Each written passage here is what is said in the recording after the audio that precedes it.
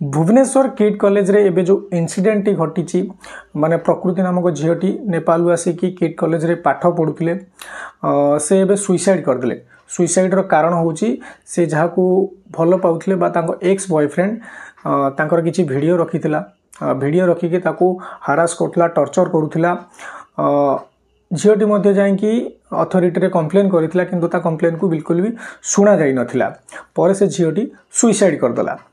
किंतु अथॉरिटी बा कॉलेज रो जो अथॉरिटी थिले से माने आ ऊपर तर्जमा न करिके से माने कोन कले ना जेतक नेपाल रो स्टूडेंट थिले जेहेतु से माने प्रोटेस्ट करूथिले से मानकु कोन कले ना कॉलेज रु बाहर कर दिया गला। राता राती से मानकु मारपीट टणा उटरा करिके से मानकु कॉलेज रु बाहर कर दिया गला।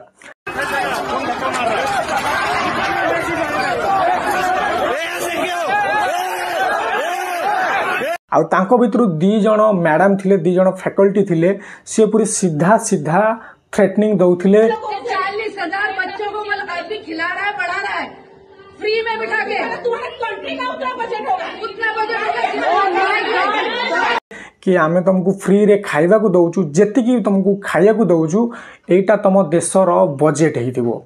एई भलिया स्टेटमेंट देइथिले। एहा द्वारा तांको नेपाल रो पीएम ट्वीट करथिले सीधा सीधा इंडियन एम्बासी को। एम्बासी सामना को आसीथिला एवं तापरे इन्वेस्टिगेशन हेतिला।